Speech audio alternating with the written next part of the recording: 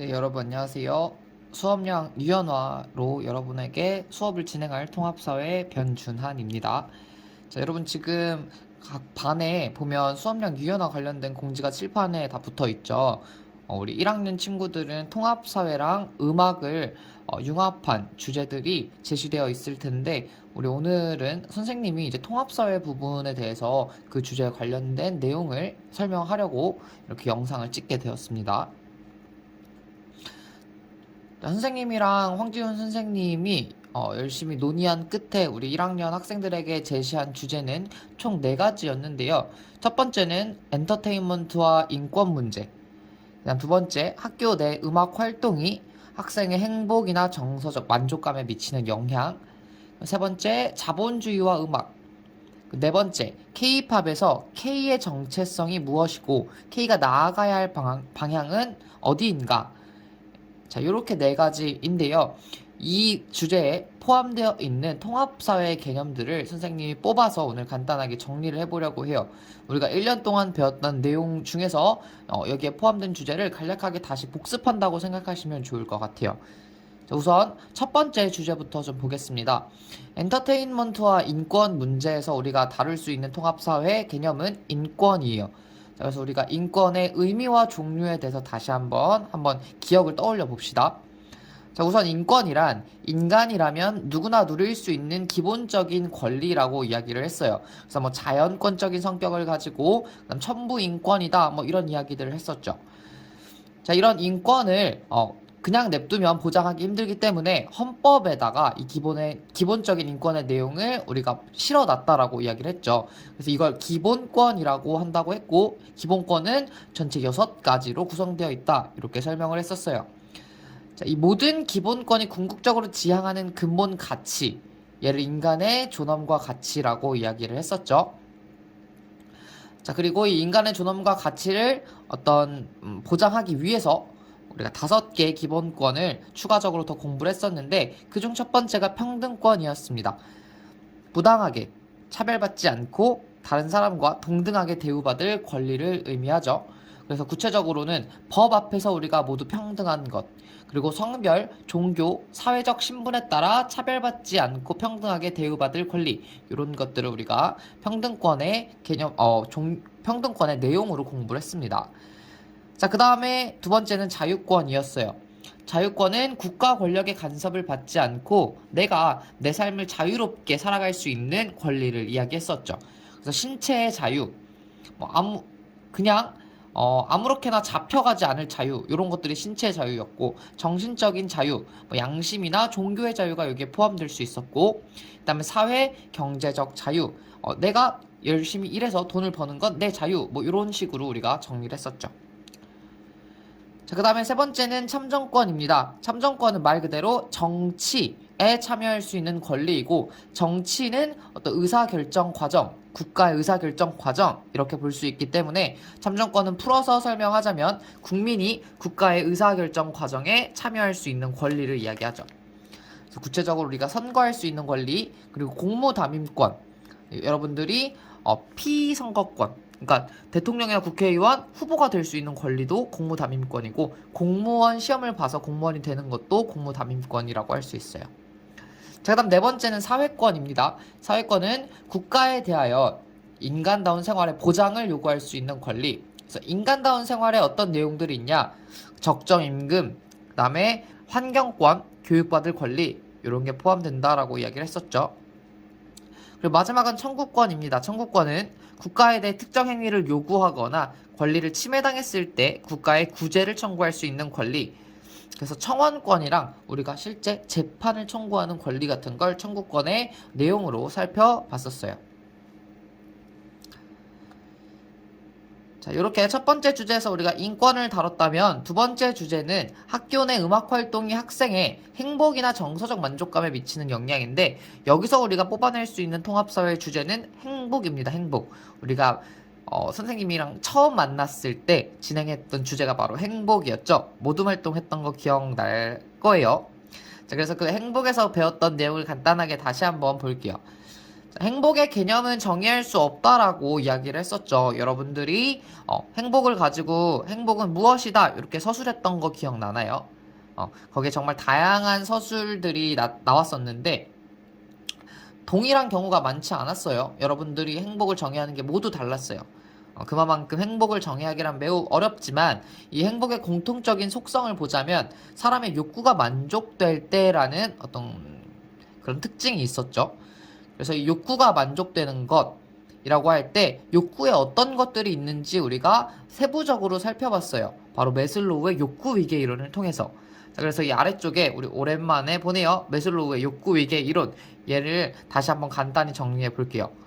자, 아래쪽이 하위 욕구고 위쪽으로 갈수록 상위 욕구라고 이야기를 했죠. 그럼 생리적인 욕구부터 자아 실현의 욕구까지 갈수록 이 욕구의 단계가 높아지는데 우리 하위 단계에 있는 욕구부터 좀 봅시다.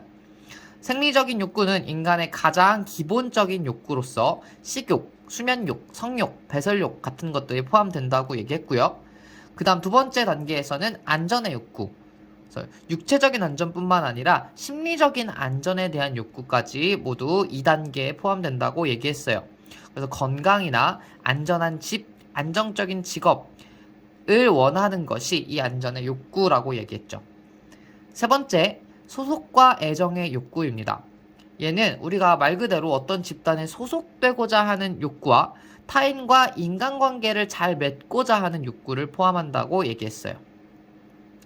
자, 그리고 올라가서 존중의 욕구 4단계로 넘어가면 여기서는 두 가지로 나뉘게 되는데 타인으로부터 존중을 받고 싶은 욕구 플러스 내가 나 스스로를 존중하고 싶은 욕구, 이것이 더해진다고 얘기했었죠. 그래서 타인으로부터 존중을 받기 위해서 우리는 명성이나 지위에 대한 욕구를 갖게 되고 그다음에 자기 존중을 하기 위해서 성취나 어떤 독립에 대한 욕구를 갖게 된다 이렇게 얘기했어요. 마지막 5단계 최상위 욕구인 자아 실현의 욕구는 자신의 잠재력을 최대한 발현시키고자 하는 욕구다 이렇게 정의를 했었죠.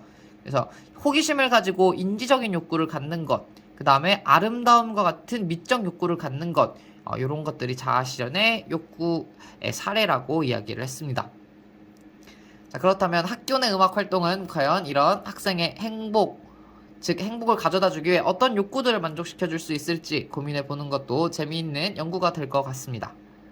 자, 이제 세 번째로 넘어가 볼게요. 세 번째 주제는 자본주의와 음악이었어요.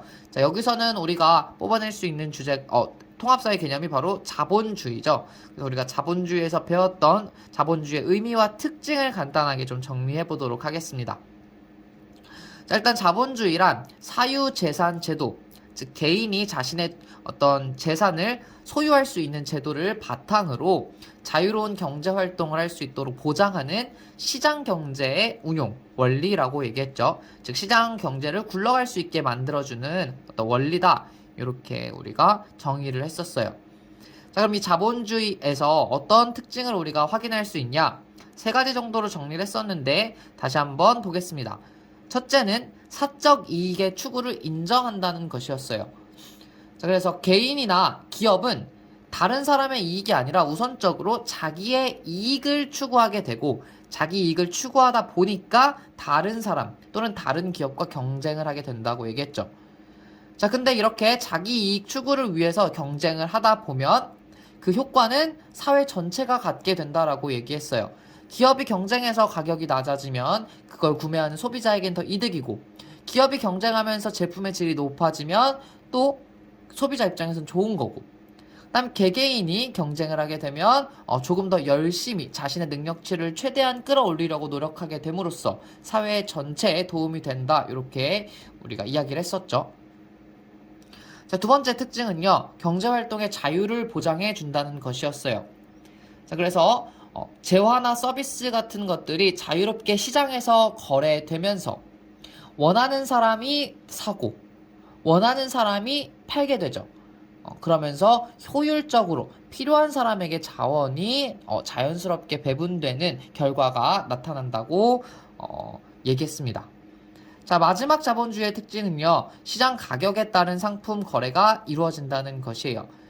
자, 시장에서는 어떤 가격이 형성이 될 텐데 그걸 우리가 시장 가격이라고 이야기하고 시장에서 거래되는 상품은 바로 이 시장 가격에 따라서 결정된다. 이렇게 이야기를 했어요. 그래서 가격이 높아지면 사려는 사람이 줄어들고 또 가격이 높아지면 팔려는 사람은 늘어나고 그래서 거기에 균형점을 찾는 지점에서 거래가 이루어지겠죠. 됐나요? 자, 이와 같은 자본주의 속에서 현재 우리가 살아가고 있는 이 자본주의 사회 속에서 음악 같은 것들이 어떻게 존재하고 있는지 또 어떻게 인기를 얻게 되는지 같은 것들 여러분들이 연구해보면 재밌을 것 같아요. 자, 마지막 네 번째 주제도 확인해 보겠습니다. 네 번째 주제는 K-팝에서 앞에 붙은 이 K가 가진 정체성은 무엇이고 그리고 이 K가 앞으로 어떤 방향으로 나아가야 할까? 자, 요거에 대한 주제인데요. 이 주제에 대해서는 우리 황지윤 선생님께서 더 자세하게 설명을 해주실 거예요. 여기서 선생님이 좀 설명할 수 있는 부분은 우리가 2학기 때 배웠던 전통 문화의 창조적인 계승과 계승 쪽일 것 같아요. 여기랑 조금 관련이 있는 것 같아서 이 부분을 다시 한번 가져와 봤습니다. 자, 전통 문화의 창조적 계승이 무엇인가? 우리 이번 기말고사 때도 나왔었죠.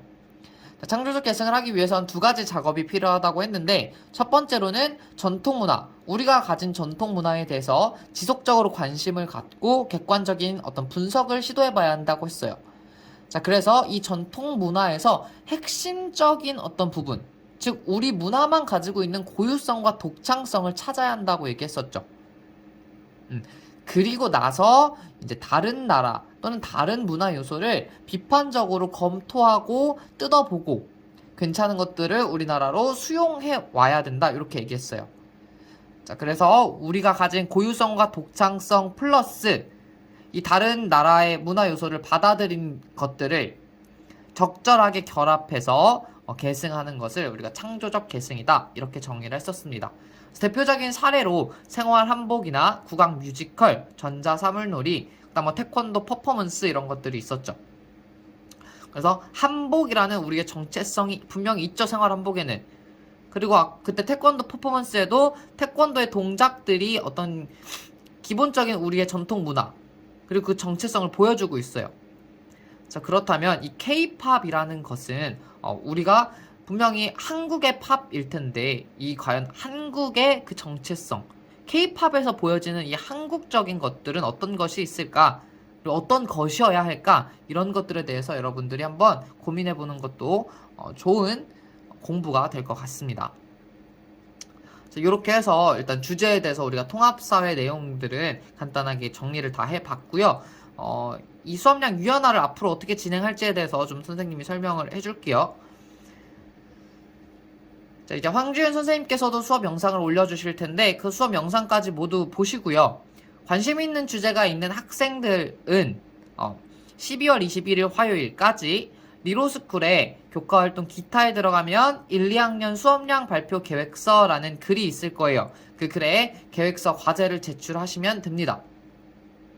자, 이후에 한 일주일가량 방학식 전까지 수업 시간을 활용해서 선생님이 들어가는 시간에는 선생님한테, 음악 시간에는 황지윤 선생님한테 지도를 부탁해서 보고서 내용을 좀 추리고 정리해서 보고서를 작성을 하시면 됩니다. 자, 보고서를 작성하고 이제 나중에 영상까지 제출할 텐데 요 밑에 있는 그 조건들을 만족하는 학생들 중에서 선생님들이 보기에 정말 잘했다라고 생각하는 친구들은 생활기록부에 과목별 세부능력 및 특기사항이 아닌 개인별 세부능력 및 특기사항에 기록을 해주도록 하겠습니다. 모두 기록해주는 건 아니고요. 아래 조건을 만족하면서도 보고서의 퀄리티가 어느 정도 보장이 되어야 합니다. 자, 조건은요, 일단 계획서를 성실하게 제출을 하셔야 돼요. 계획서 자체가 부실한 경우에는 선생님이 지도를 하지 않을 수 있습니다.